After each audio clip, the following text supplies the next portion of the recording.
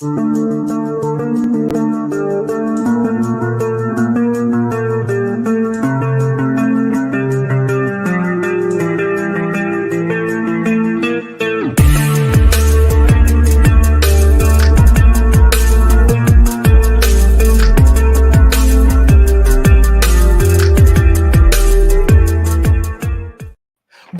Deadlock Army! How is everybody doing? Today we're headed to Paris, and you get a double dose of the Deadlock podcast. My guy Manpreet and I coming to you back-to-back weeks to make sure we get back on our usual bi-weekly schedule. Welcome into the show, everybody. As always, we ask that you hit the like button for us on your way in. Lock Buddy, how you doing? I'm good, dude. I love the intro there. Coming with the French right off the bat. I had no idea you had that up your sleeve. A little too well. I know one probably, word. You know one word. I believe the way that you guys have it in your public school system is you guys have to take Spanish as well. Am I off on that? So when I was younger, it was legend that when we got to high school, we got to choose between French and Spanish. By the time I got to high school, it was all Spanish. So yes, everybody does Spanish now, which honestly, Locke, I wish I had taken. There's so many Spanish speakers that it would be a benefit to my life if I was able to speak a different language. But your boy went to art school and I was allowed to have a deficiency. So I was like, you know what? The one thing in the world that I don't think I'm going to need is another language under my belt. So that's what I'll skip. And if I have to have it, if I decide to go to a different college or something, I'll just take it in college. That was a bad choice. If I had a time machine, that's one of the three things that I would fix is I'd be like, Clint, get your ass in Spanish. Dude, that would be amazing, especially with how many, especially in Arizona. I'm sure there's a big population of Spanish-speaking folk as well. But up here in Canada, we're forced to take French from grade 5 all the way to grade 9. And then after that, you have to decide whether you want to still continue doing it or so. Clint, I did not continue it after grade 9 because I hated it. English is already hard enough for me. I mean, I don't want to try to go out there and try to learn French as well. But I told you before we went on live here, I'm going to be going to Montreal this weekend to visit some family and all that. So I'll be missing out on the card.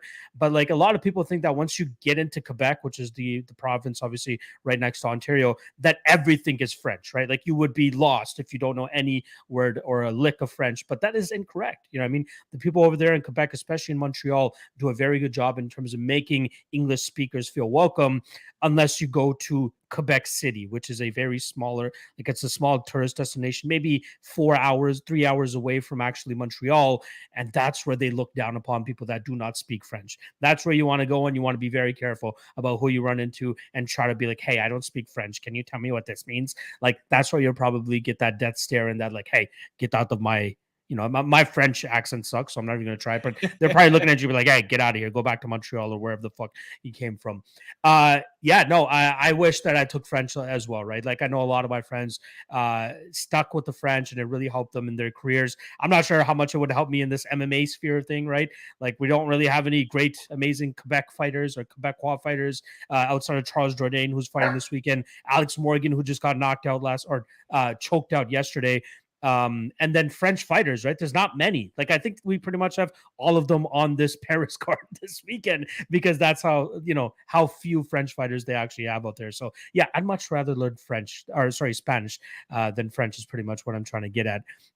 The other thing I want to kick off the show with as well, DBZA, my friend, Dragon Ball Z. Oh, you liking it? That shit is fucking hilarious, dude. I told you. It is so good. Like, I think I told you as well. I was watching the Raditz part where Raditz comes to Kami's island or Master Roshi's island, and then he just whoops the shit out of Krillin, and Krillin goes to the wall. And then once Raditz leave, they all go back inside the house. And I forgot who it was. Somebody's like, "Oh, Krillin, you could have helped us out, And he goes, "I just got bitch smacked through the wall. What are you talking about?"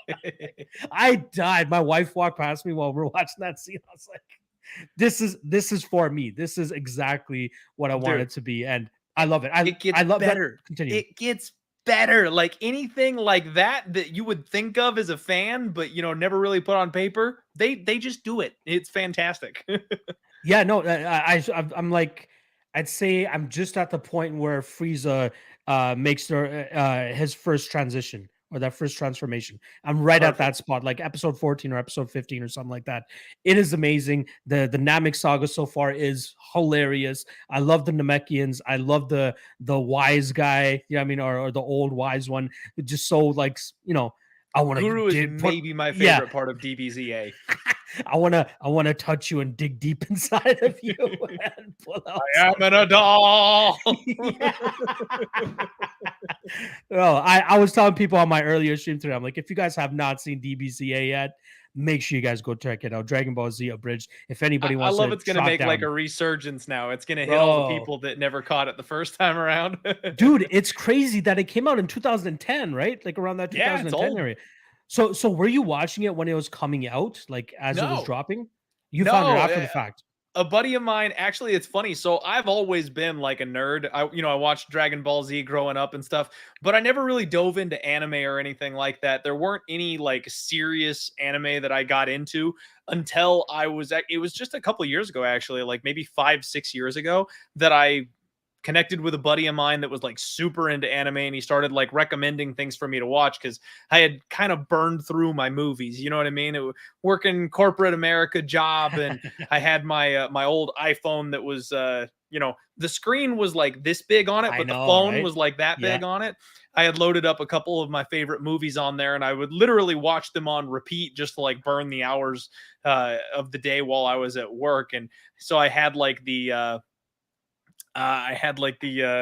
Austin Powers movies, and I had like the Nice. Lord of the Rings movies on there, and seriously, just the same damn movies over and over. I told him, like, man, dude, I needed something to watch, and he's like, you like Dragon Ball Z, right? So yeah, so like he sent me this whole list of anime, and DBZA was one of the things he recommended. So I've only known about him for I was behind by 5, 6 years getting to the show too, but definitely have kept up with it since. And every once in a while, you just got to go back and re-listen to it because Team Four Star is awesome. Dragon Ball Z Abridged, it's definitely gonna make you laugh, especially if you're a DBZ fan to begin with. They just nail it.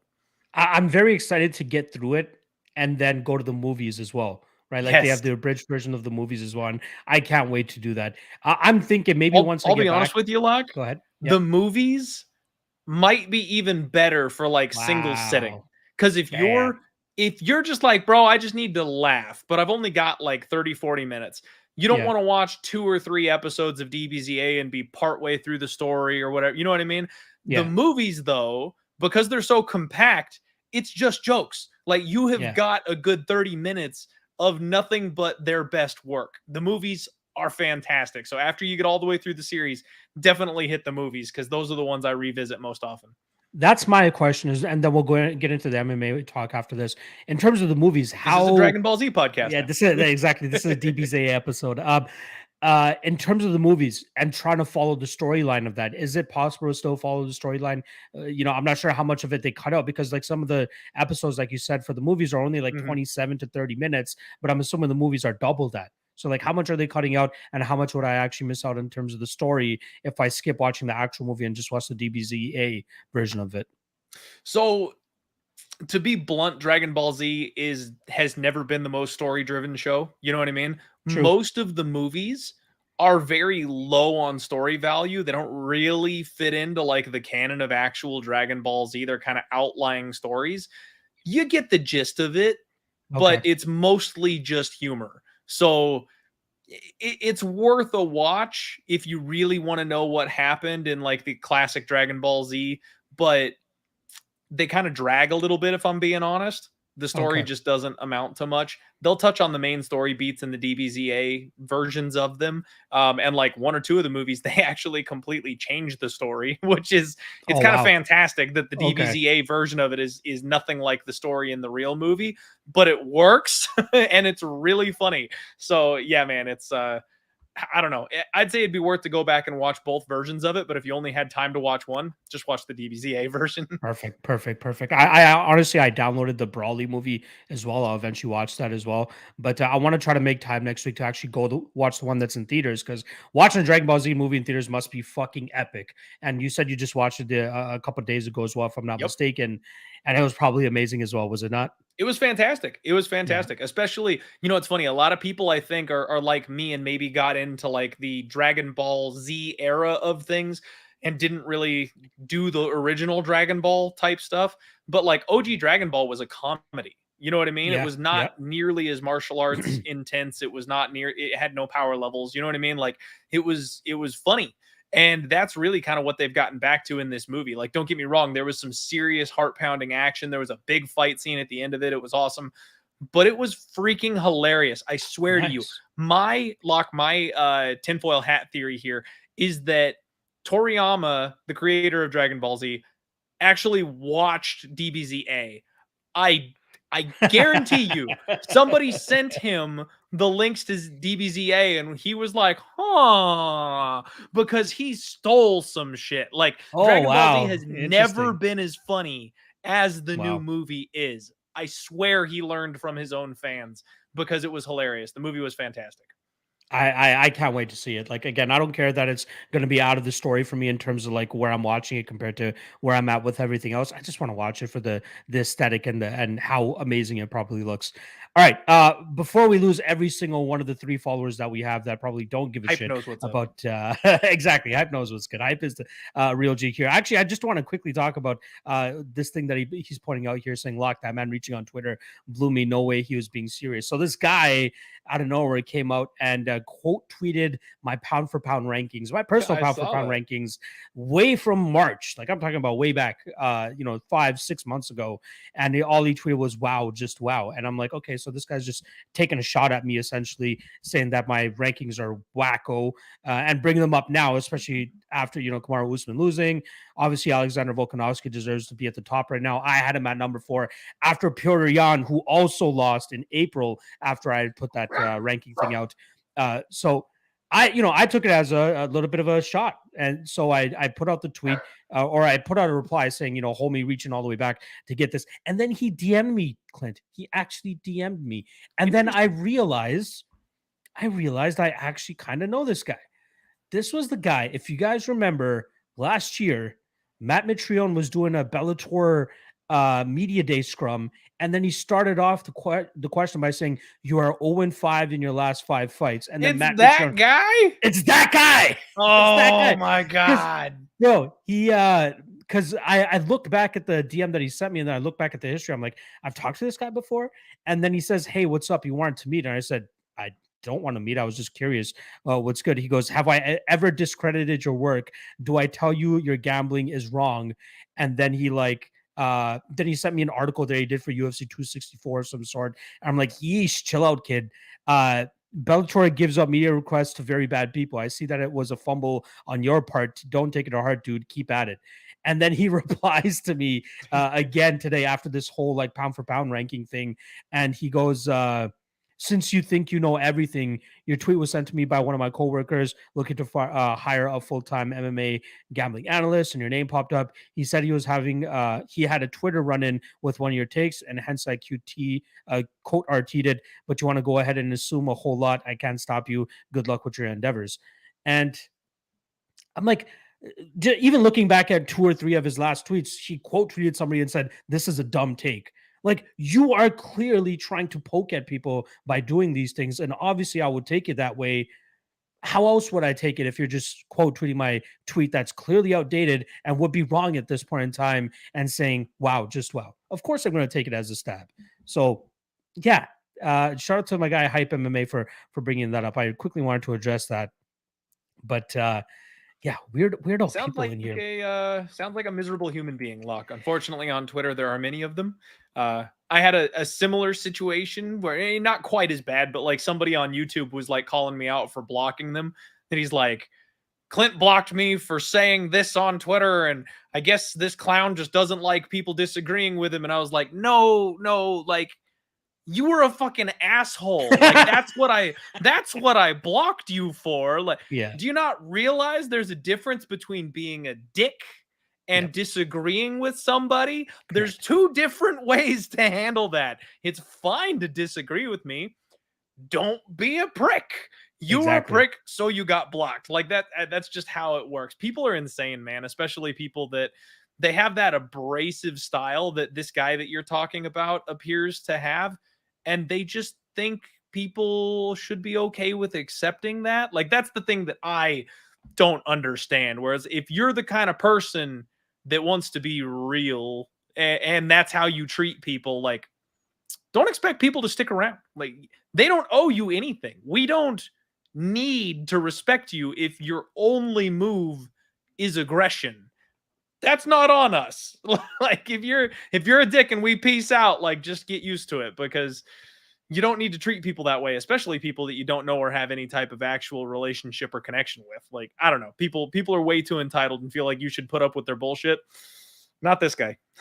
Yeah, no, I absolutely agree with you. They got to check their words in terms of how they're speaking to somebody rather than just saying, you're wrong and you're an idiot for picking it. Like, once there is an insult included of any sort, whether it's calling you an idiot or a dumbass or something like that, that's the line automatically. Yeah. Civil people who don't speak to each other in that form, they just say, I don't agree with you. This is why. Good luck on your play. That's, in the YouTube comment section, we deal with that all the time. Yeah. People will more than likely disagree with our takes. And I'll just try to say, okay, I respect your take. Everybody has their own opinion. Good luck. There's a guy that, I bet Matej Peñas yesterday for the Contender Series. And this guy commented saying, oh, I have SD Dumas. I have him by KO plus 380. Good luck. And I'm like, good luck to you as well, sir. And then after the fight concluded, I went back to that comment. I'm saying, oh, man, you almost got that KO, but great call on SD. I hope you hit that money line as well. Good shit, my friend. That's it. That's how civil conversations go, folks. That's how it should work. Exactly. But that's how it should work. Yeah, it is what it is. Clint, we're so used to it now, especially with the platforms and stuff that we have, the amount of exposure that we bring to ourselves every week. We're so used to it. We just know how to treat it. We can weed out, the weasels. We can weed out the guys that are being sneaky and all that type of shit. So, like our guy Asher Quinn says in the chat, it's us versus the bookies. People always want to get it twisted that it's us against us. I don't have time for that. I'm not betting against you. I am betting against the bookie. And that's all that matters to me. That's it. Is what it is. Clint, let's get into the first title that we got here, which is DJ. I mean, at this point, we might as well just talk about other bullshit until the show runs, because we're 20 minutes in and we haven't said a word. Who cares? We might as well get into it. Let's talk a little bit about the stuff that we got highlighted in the title here. DJ reclaims the gold. He goes back, gets that gold off of, I believe it's their flyweight title, but it actually takes place at 135 pounds, if I'm not mistaken. But he reclaims the gold off of Adriano Moraes. Beautiful setup, beautiful finish. First question for you: did you watch the fight? Yes, I did, and the entire fight from round one. It's and it's funny, Locke. I had looked into that fight right beforehand because, as you know, we didn't have much MMA betting action going on, and I'm a degenerate. I wanted to throw some cash at something, so I was looking at that fight, and I was like, "Damn, DJ at plus money. That sounds really enticing. I know he was a massive favorite last time. Maybe I should go ahead and throw a dart at DJ with some plus money." And then I went back and I watched their first fight, and he just got bullied. He was just too small. He was getting physically walked around by this guy, and it looked exactly like that was going to be the case in the rematch. And it went from me wanting to throw a dart at the GOAT at underdog odds to maybe I should lay it with the favorite to just come out and do the damn thing again. And props to DJ. This is where you just got to bow down to King DJ. The man found a way to win. You know what I mean? It was incredibly impressive. I think this is one of those spots where, like, it should have been an auto bet for anybody on the DJ side, especially considering that he was minus 600 in their first fight and he gets knocked out. And now all of a sudden he's the plus 100-ish, 105, whatever he was underdog. I passed on it myself. I didn't even look into the fight, if I'm being honest, just because I was happy that there was no fights. I mean, I'm just like, let me put my eyes on the Contender Series, and that's about it. And Asher Quinn, obviously letting you know how much of a degenerate you are. Shout out to Asher Quinn there. But no, good win for him. I didn't get to watch the fight in total. I just saw the highlight. Beautiful finish. But from what I heard, he lost the first 2 rounds, if I'm not mistaken, but then started to take over as Moraes started to slow down. So good win for him there. Side question here. What do you think about that one championship belt? I think that should straight fire. What do you think about that? Sexy, Locke. I've come around to the new UFC belt. I've grown kind of attached to it now that it's been a while. But there was a big thing about how everybody hated the new UFC belt when it first got debuted. And I kind of like the one championship belt, man. It's sexy. I love what they do with that thing. It's an upgrade in my opinion. I like that thing. I love it too. One belt I would kind of urge people to go check out is the UWC belt. It's like black with like silver writing on it. It looks so sick. It looks so sick. Like it has that like the UWC logo on it is kind of just straight, so that when you wrap the belt, it just like it stays straight up. Like I don't know how to explain it exactly, but if you just search that up, I think it looks freaking amazing. Christian Quinones, I believe, wanted, and she's actually fighting this weekend on UFC Paris as well. But no, good one for DJ. Glad that he gets the gold back. I wish I knew more about one championship so that we can kind of be like, so who does he fight next, Clint? I'm like, I don't know who the fuck else there is. Are we doing a third fight? Like, did they just put them together again and just try to make them go for a trilogy, or like, what did they do? Do you know anything about the one championship flyweight division? I have no idea how one does things, if I'm being honest, man. It's one of those promotions where I really kind of only check out the big fights. I'm a bad casual fan when it Yeah, comes to ONE FC. But how do you not do the trilogy? I mean, yeah, both guys finished each other in damn near the exact same yeah. fashion. The same flying knee, the same angle up against the fence. Like the before and after photos of those two fighting are pretty fantastic. How do you not run it back? They're 1-1. Both guys won by finish. Let's see who the real champ is. Run it back one more time. Give me a trilogy. Yeah, I'm okay with that. I think most people are already attached to these two guys, so they might as well run it back, especially considering it would be the rubber match. Down with that. Shout out to Aiden Simone here saying loving the kickboxing and Muay Thai on one. I love that they do the Muay Thai and all that stuff with the MMA gloves in a cage. Like that shit is just fucking fire. I love that. But I It is wish I fun. was just more attached to it to actually watch it. I don't watch it myself. Mr. Always Prophet saying fuck the trilogy. Let me know who you think DJ should fight then. Oh, yeah, Mr. Always Prophet saying, let's get DJ back into the UFC. It would be Ah, great, if we could get him there. I just don't know if they're actually going to be doing that. I think he's going to stick it out there for as long as he can. Uh, yeah, Ashley Quinn saying here, Mighty Mouse's coach and trainer is senior VP of one. That's the only thing that might hold it back. Yes, Matt Hume is very much involved with the ONE FC side of things over there. So I don't think we'll see him back in the UFC. I thought maybe if he went out there and just remained undefeated in one and was just smashing the competition, maybe he could make a case for coming back to the UFC and they'd be willing to pay for him. But I think that bridge is burned, honestly. Like, I don't think DJ yeah. has a great relationship with Dana to begin with. And the fact that they were threatening of closing the division even while he was the champion, like, just I don't think he wants to go Dude back is at putting all. up highlight reel finishes, and they were talking about shutting down the division. Like, no, Right? that bridge is burned. Yeah. DJ is not coming back to the UFC. As much as I would love to see him and Cejudo run it back and see what he looks like against some of the current talent that we've got in that division, that would be really fun to get DJ back. But honestly, man, he's a rock star in one. He has no reason to leave. I'll bet you he's making more money over there than he ever was in the UFC. He's the king. Like, I just don't think he wants to or needs to. So I doubt it's ever going to happen. Yeah. And you know what? Like, we had our time with DJ. I think it's come to an end. We're good with him Yeah. to keep doing his thing over there in ONE FC. Looking forward now to Cyril Gane and Tai Tuivasa, big heavyweight spot here. Dana was actually asked at the press conference last night, is this pretty much a number one contender fight or, a number one title shot on the line here? And he goes, there's a lot of question marks, right? Depending on what happens with Stipe, what happens with John Jones. Francis Ngannou is still going to be out for a while because of his injury.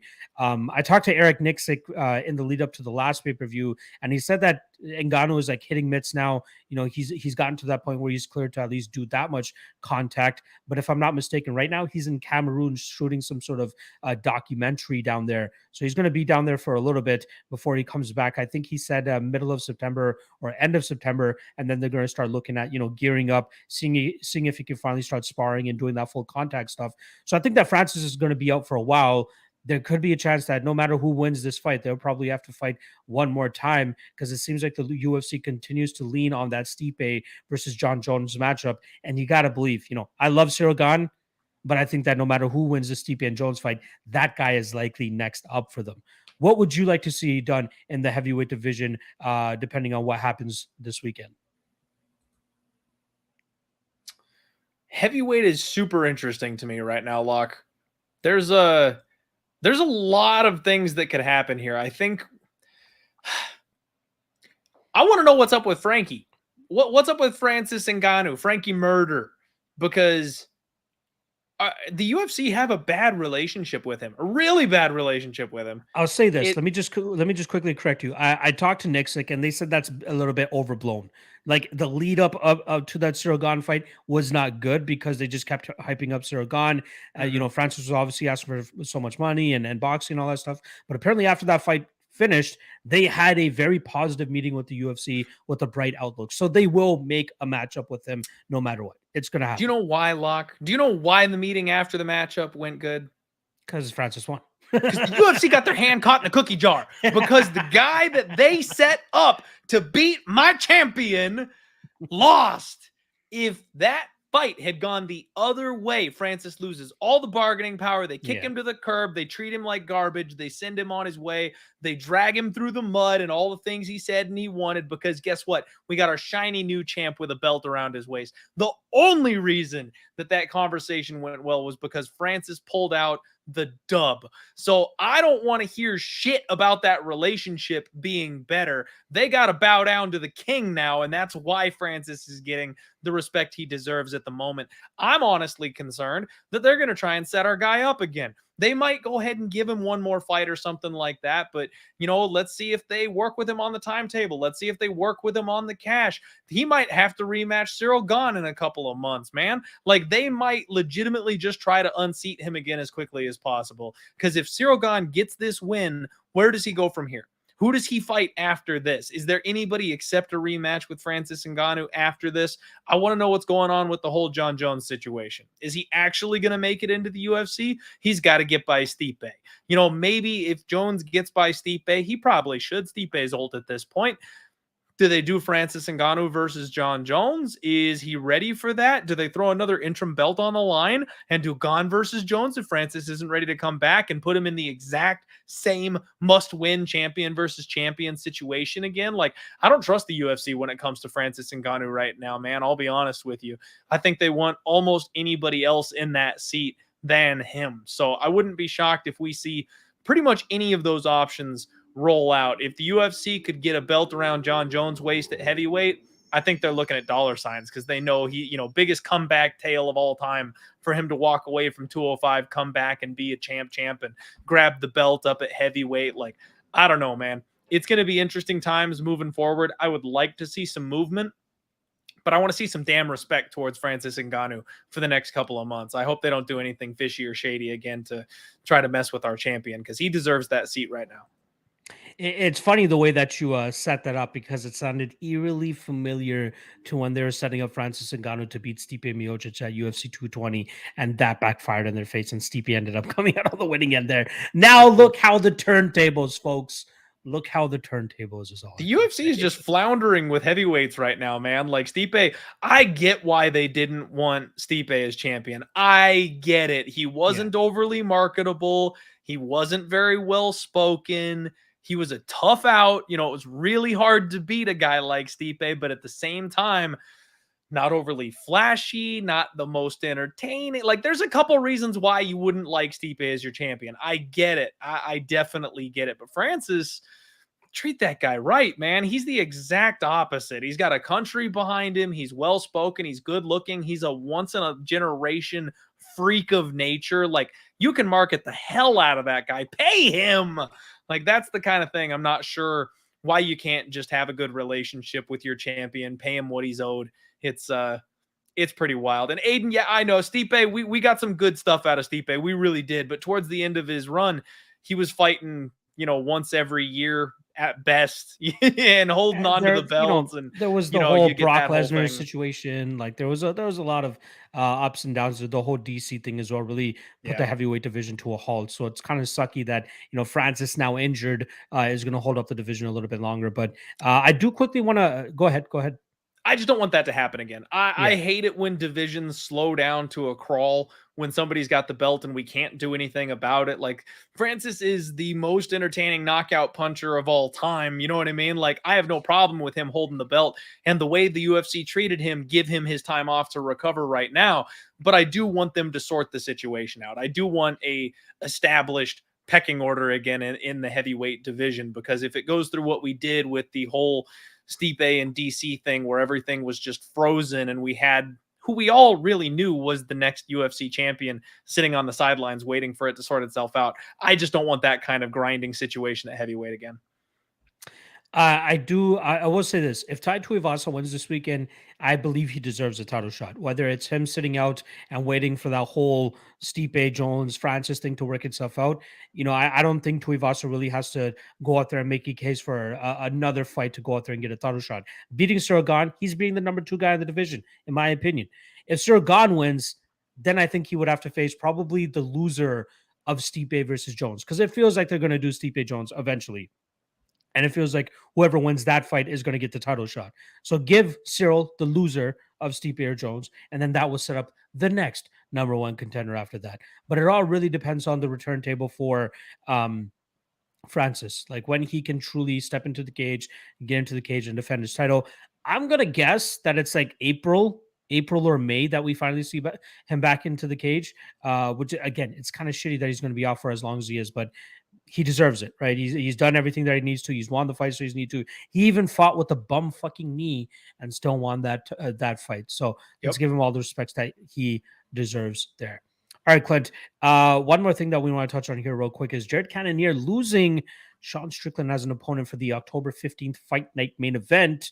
According to Dana last night, they're not even going to try to rebook Jared Cannonier with somebody else for that card. I believe that they're going to eventually just put that fight back together later on this year. I think Sean Strickland said that he's going to need about 3 weeks off after surgery, just to repair and heal and all that stuff. So I'm thinking by the end of the year, maybe early next year, they just put that fight back together, because I don't really see another thing that they can really do for these guys, how they can match them up. Both guys coming off of very, close title implication fights where they ended up losing, right? And then obviously Jared Cannonier get the title shot and losing as well. What are your thoughts on that? Would you rather them be rebooked against other opponents, or do you think that this is the perfect matchup to have these guys have for their next fights? Honestly, man, it's a good matchup. I would love to see that fight take place, so I kind of want them to rebook it. And Aiden knows what's up, saying call Chris Curtis. My guy already asked. Chris Curtis confirmed with me on Twitter. He already asked to fill in and take that fight, because he did. I think they're looking to keep that matchup in order, man. And honestly, that's another division that's in a little bit of a chaotic state right now. You've got Israel Adesanya. We know the Pereira fight is really the next thing for everybody. Most of the contenders have already been taken out. The other ones are already matched up. The fight makes sense. If you want to throw Chris Curtis in there and save the fight so that it can stay on the card, keep the guys active and get them paid, I get it. That's fine. I'm okay with that. But I like that matchup. If both guys really want that fight, let's just kick it on down the road. Whatever zombie bit Sean Strickland, give him time to heal up and get that finger back in order, and then let's see that fight, because I think that's a fun matchup. Yeah, I'd be completely down with that. Now, in terms of fighting another main event for that fight, right? We're talking about a month and a half away. I looked at the card earlier today, and there's only 2 fights that stick out to me that they could potentially elevate to that main event spot. I just don't know if they'll end up doing it. One of them being Jonathan Martinez against Cub Swanson, and the other one being Askar Askarov against Brandon Royval. I would much rather the latter be the headliner there, because I would love to see that over 5 rounds than Cub Swanson against Jonathan Martinez.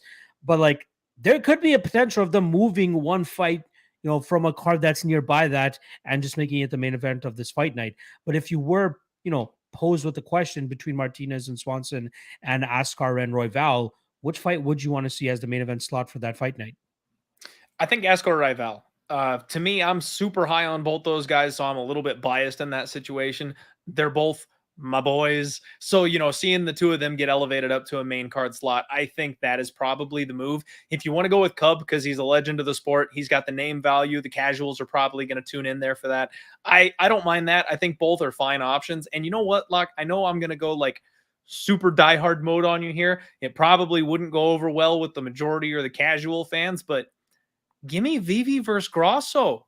Let the ladies headline a card. I love you. I love you. That I don't is a know. fight, man. People don't give credit to how good of a fight that's going to be. Those two are two of the most exciting prospects in women's MMA right now. Like I said, I know that wouldn't sell very well. It's a free fight night. It doesn't have to sell well. I think that's going to be a fun fight. I wouldn't even hate it if they gave the ladies the spotlight on that one, because most of the ladies' fights that get the spotlights have Misha Tate involved in them or Holly Holm, and they're boring as shit. That's going to be a good fight. You know what? I'll agree with you on the fact that it's probably a better headliner than Jessica Eye versus Cynthia Calvillo, which is something that we got back in 2020. So Right? you're right. You're right. If Jessica I can see I can that. headline a card, Vivi and Alexa can headline Yeah. a card. I'm Yeah. just saying. No, you know what? In that case, I'd be in agreement with you. But honestly, I'd still rather take Brandon Royval than Askar Askarov over that as well. I'll concede. My guy, Mr. Always Profit saying here, Bilal posted him and Brady should fight a week sooner to main event.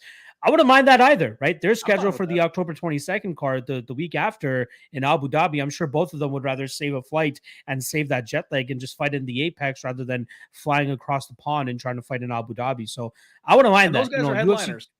Those yeah, are big UFC names. two, They could headline a card. and it's a pivotal welterweight fight as well, right? It's a big Yeah. high stakes fight where both guys are kind of like chipping away and likely, they'll likely get a number one title fight or a number one contender fight after this fight, should they get their hand raised in that spot. And UFC 280 is already a banger of a card. They can, they could lose one fight.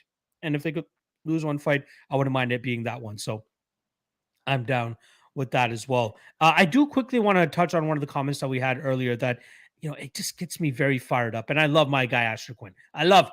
He's usually my, always in on my chats. Spicy today. But this one rubbing me the wrong way a little bit, Clint. He's saying, I genuinely think as a challenger, you need to undoubtedly win the round for the judge to score it in your favor. Has helped me score title fights way easier. I'll say this. That just goes in line with my least favorite saying in combat sports.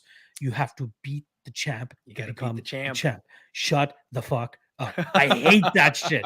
I hate it. It should not matter who has the gold wrapped around their waist when you are competing in a fight. It should be judged based on how the round plays out. Just because it's a close round, fucking pick a side. Don't pick the side that has the gold on it just because it has the gold on it. Did that guy land better strikes and land more damage in that fight than that guy or in that round? Then that guy won that round. I hate that. I hate it. I love you, Asher, but I hate that saying. I absolutely hate it. What are your thoughts on that? Oh yeah, it's like LeBron James getting gimme fouls in basketball because he's LeBron James. Some other guy in the exact same situation doesn't get free throws, but LeBron does. You know what I mean? No, I'm right there with you. Score the fights the way they're intended to be scored. If it's a close round, whoever did the most damage, whoever landed the one big hardest punch in the round gets the nod, not the champion, just for the sake of being the champion.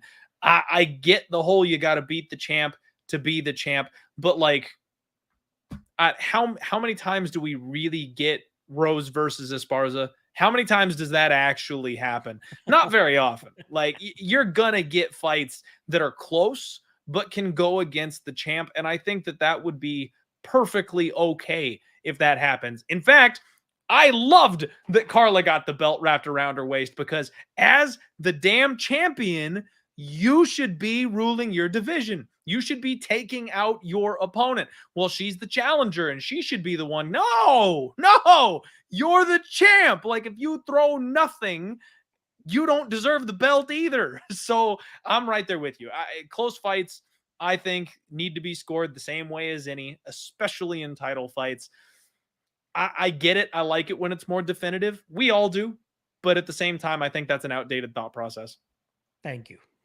I just needed that reassurance because, again, Asher, I love you, but I can't have that. I can't have that type of saying going around MMA and kind of leading the charge in terms of title fights and how they should be scored and such. I think this would be a good time for us, Clint, to take a look at some of the stonks that we still got in play over there on the prediction strike side of things. What do you think? Yeah, sounds like a good enough time to roll over there to me. We can take a peek. Let's get it.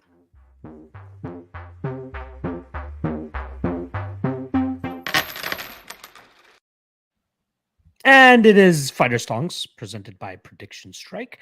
Make sure you guys always remember that you guys can sign up with Prediction Strike, use the promo code LOCK, and they will give you a free fighter stock for a $20 deposit or more, you can get any fighter or even any player. Because Clint, they also offer football and basketball and hockey, so you can invest on those players as well. So it's not just fighters, but it's all other sports as well, or at least most of those other major sports as well.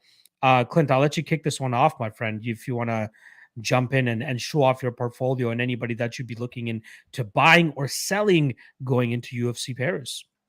Absolutely. So anybody watching the show recently knows that my balls are this close to the buzzsaw when it comes to my bankroll, because I went rapid fire here on some of these stocks and didn't really consider the long-term implications of the game that we are playing. So I have a few too many stocks, and I want to sit on most of them. I'll take an L if I sell on them at this point. So, guys that have been profitable for me, JSP, Jamal Hill, Patty Pimblett, like I could bounce on those types of stocks and get a nice little profit from them. But unfortunately, I wouldn't have made enough to turn around and buy too many new stocks. So I'm in kind of a spot right now, Locke, where, to be quite frank with you, I like my run of fighters here. I really do.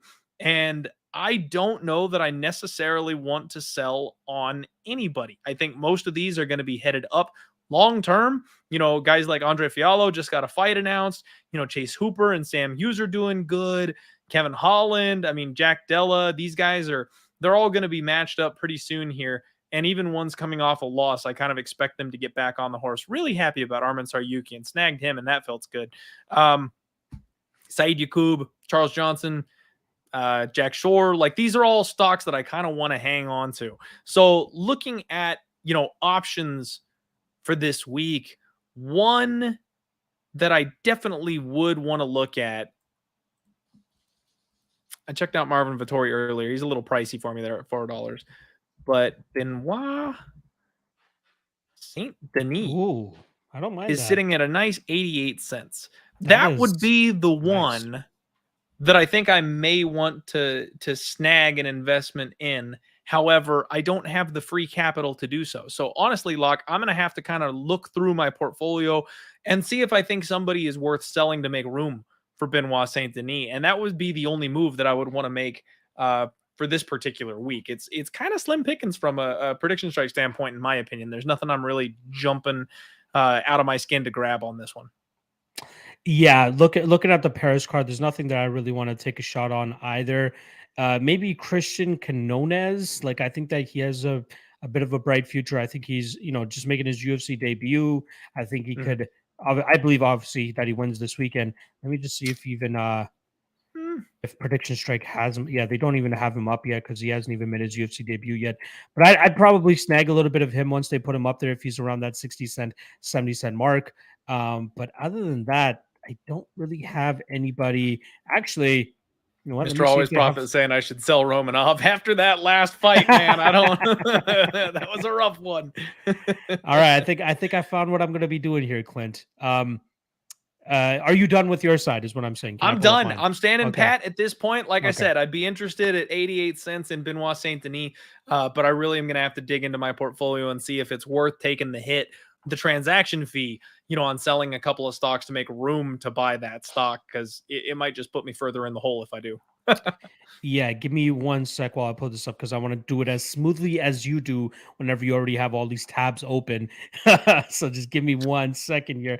I'm going to be looking to sell a fighter that I currently have on my portfolio so I can pick up another fighter that's actually competing this weekend. And Clint, we are both quite high on this guy, it seems, because we have a pretty hefty bet on this guy. Both of us do. Ooh, I know where you're going. I'm going. Hey, it's my turn. So, I'm snatching him right now. Good move. He's at a great 74-cent price right now. I think this guy has a bright future inside the UFC. I am talking about one Abus Magomedov.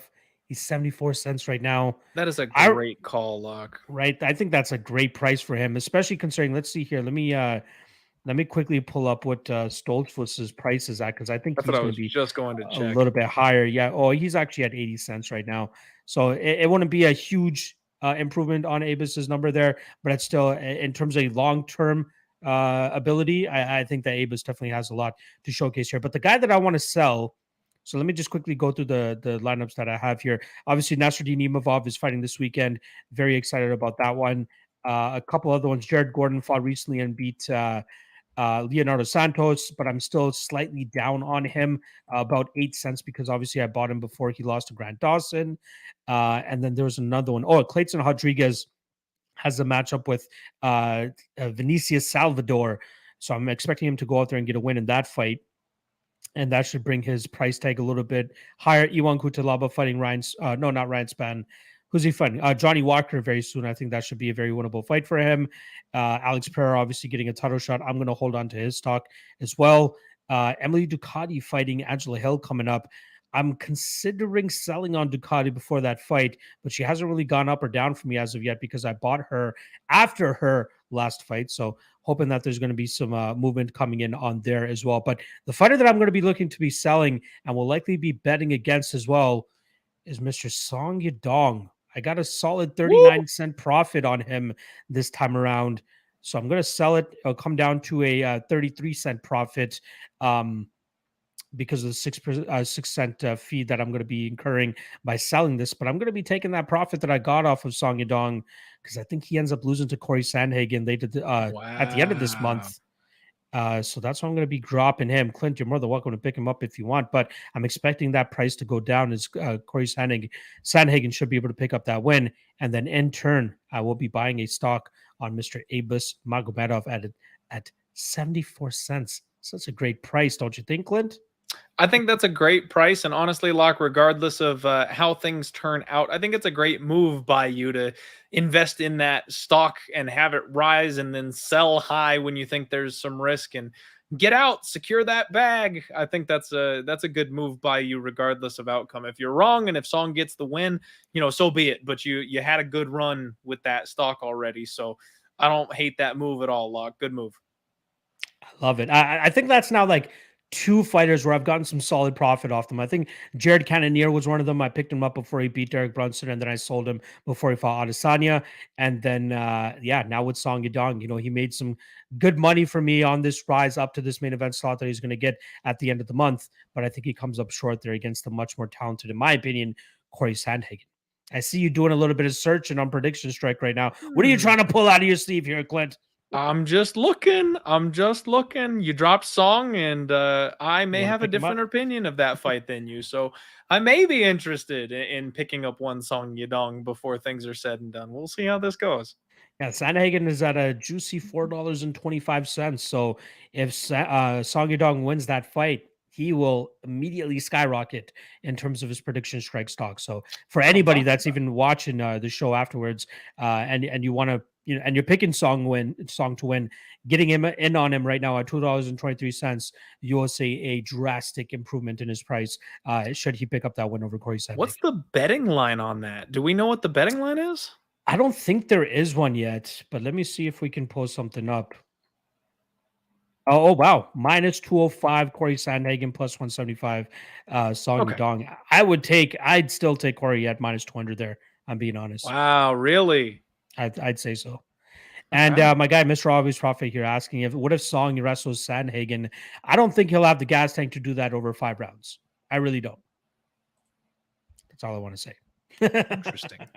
Very interesting. Things are going to get good the next couple months, Locke. We got some good fights coming up.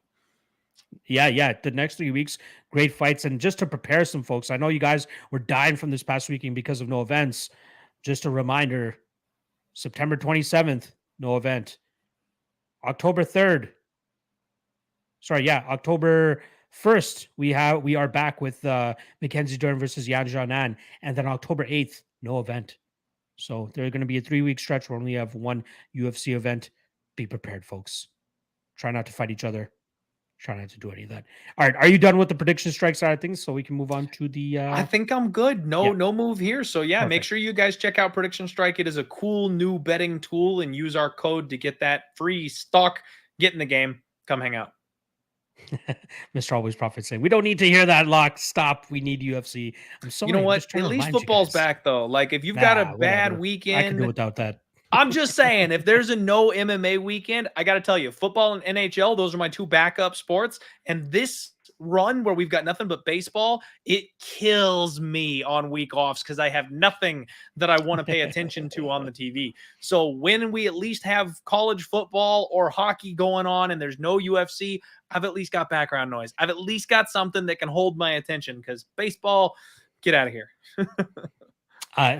We just want something to put our money on, right?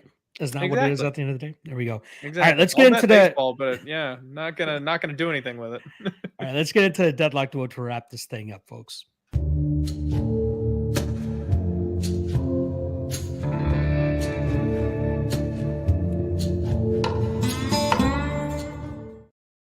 Check my guy Elijah Dream here saying, I swear Clint was Canadian because of how much he likes hockey. Absolutely hilarious. He looks kind of Canadian too, if I'm being honest. I'm gonna apply for honorary status. I mean, I'm cool with you and I'm cool with Cody. I've got a crush on Jillian Robertson. Like, I should be Canadian, Locke. Like, it all just makes sense. I guess you're going to have to get up here and apply for citizenship at a certain point. I'm sure they'd pass you almost immediately. So just recapping the deadlock duel. Obviously, we did recap it last week as well, but we'll just do it one more time for you guys. I am leading the charge right now, 15-8. We got, I believe, 3 events left in this edition of the deadlock duel, or at least this quarter of the deadlock duel, October, November, December. Yeah, we got 3 events left. I'm up 15-8. Clint proposed a possible double or nothing spot on one of these fights. I'm not doing that. I thought about it. I'm not doing that. I'm holding this lead. He's beaten me the last 2 quarters. I'm holding on to his lead. I'm putting my foot on his throat and or foot on his neck, and I'm making sure that he's getting shit-faced at the beginning of October. I apologize. See, even your dog's getting pissed off that you're gonna have to get drunk at the beginning of October. But so last week, I'll ask you this question, Clint. So last week we picked our spots for UFC Paris.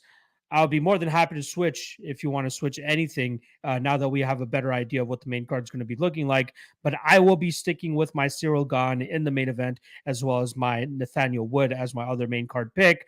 Right now for you, I have Tuivasa and Vettori written down as your picks for this weekend. Are you sticking with those guys with the new lineup that we currently have? I'm going to stand pat. I'm going to stick with that. I need the points, Locke. You know how this game goes. The only way I get back in this game is by you losing and hitting some of these big plus lines. So I'm going to stick with what I've got, and I need one or both of these underdogs to pull off the upset, because with how far behind I am, that's the only way I'm catching up. Makes sense. But the other thing that we need to get to here, Clint, is UFC 279, because with this, we are back to the bi-weekly version of the podcast, meaning that we won't be doing another Deadlock podcast until the ending of UFC 279. So I'm kind of stuck on who should be going first, but I'm going to, you know what, again, since you're down right now, I'll let you go first so that I don't cherry pick the spots that you want to take to try to catch up to the lead that I have. So Khamzat Chimaev versus Nate Diaz main event. Are you taking the long shot on Nate Diaz to try to close the gap here, or are you going to just try to secure that 1 point by going with Khamzat? How many points is it worth if Nate Diaz pulls the upset? Nate Diaz is currently sitting at.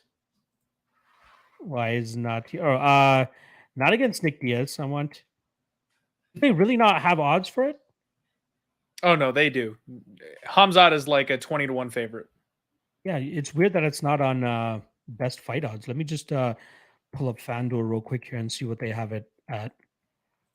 MMA Khamzat.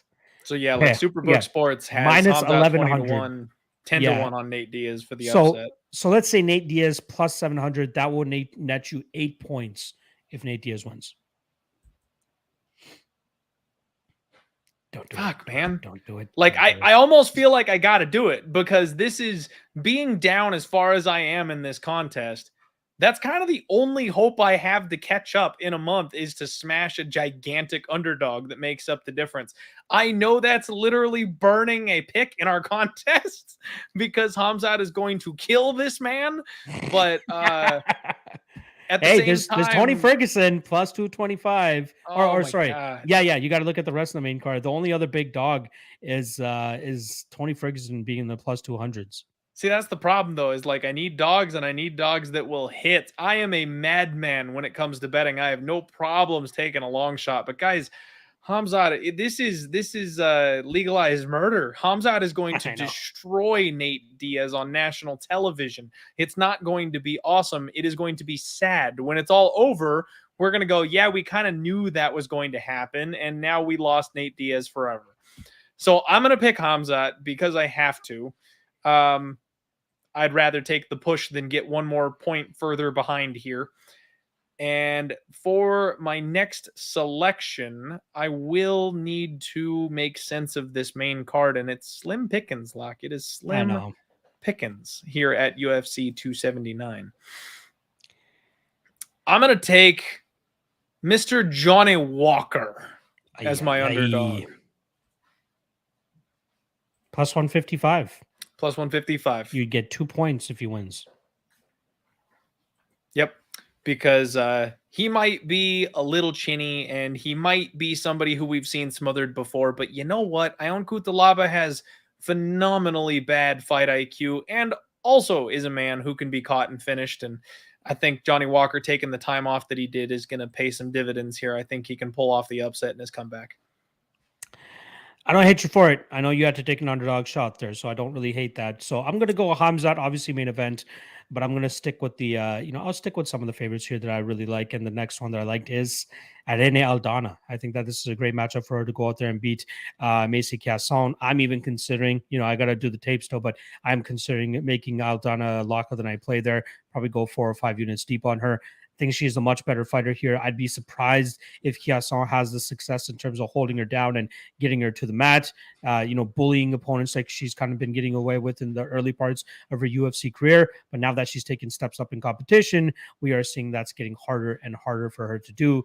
I think she'll struggle tremendously here against the striking prowess of Irene Aldana. So give me Hamzat, give me Irene, and let's continue to shove this lead down Clint's throat because I cannot wait for him to. Do you already have alcohol? You got some Fireball ready for the beginning of October? What do we got? Oh yes, I've got Fireball. Obviously, we'll have to tweak the rules a little bit because slamming shots as quickly of Fireball as you were doing with beer may literally kill me. Maybe we'll do a shot every 8 minutes or every 10 minutes or something like that. Yeah, we'll have to space it out for me a little bit. But yeah, I'm still not giving up hope though, Locke. I've got time. I can claw my way back into this thing and try and flip the tables on you here. Hey, Tuivasa and Vittori, if they come through for you this weekend, I will be shitting my pants. That's what I'm saying. I'm not dead yet. I got a shot. We just need some dogs to roll through here for me. I for your sake, I hope they don't. Because I want to win this fucking game. I need to win this one. It needs to be 2-2 going into 2023 so that we can have that rubber match at the beginning of the quarter there. Anything you want to say on the back end here, Clint? I think we pretty much did a really good job in terms of staying efficient with everything we wanted to talk about. I wanted to get my DBZA spiel out. I really appreciate you for putting me on that because I'll probably go watch some more after this while I'm doing some tape index work. What else we got? What do you got that you want to say to get us out of here? Honestly, I'm good, Locke. I don't have much else to say. It's fun that MMA is back. It's nice for us to have a chance to do a couple back-to-back shows here the way that we did. This is all good stuff here for me, man. I'm satisfied with the show that we have presented today. We went a little off the rails to get started, and I'm honestly okay with it. And I hope everybody enjoyed the show. Please make sure you smash the like button here for us if you can, everybody. And I'm looking forward to some fights again this weekend, Locke. What about you? Anything before we bounce out of here? Nah, dude. Again, excited about the fights this weekend. Obviously excited that I'll be going to Montreal because there's some so tasty poutine out there. Clint, you ever had poutine? Do you know what poutine is? Okay, Locke, what is poutine? Because I've heard of poutine. I've never had poutine. I don't even know technically what it is. What is poutine? Question is, what do you think poutine is? What do you think it is? I've got a feeling it's not related to poutang. It tastes just as good. No, no, it is pretty much fries smothered in gravy with cheese curds. Amazing. Okay. It is so good. Some places do shredded cheese. Some places do cheese curd. You know what a cheese curd is? Oh, I know cheese curds. I can handle cheese curds. Yeah, sometimes it's cheese curd, sometimes it's shredded cheese, but then there's like places in Montreal that will get a little bit wacky with it, and they'll put other toppings on it, like green peppers or fucking onions or caramelized onions or bacon, whatever the hell you want on it. Montreal is the best place to get it. I promise you. I want to. I can't wait. I love poutine. I love it. I love it so much. Whenever you come up here, it'll be amazing. Low T City is in Ottawa. I love Ottawa as well, my friend. It is on the way. I was thinking about making a stop there before I go to Montreal, but I'm going to be heading up Montreal for sure. All right, Clint, get us out of here. I like it.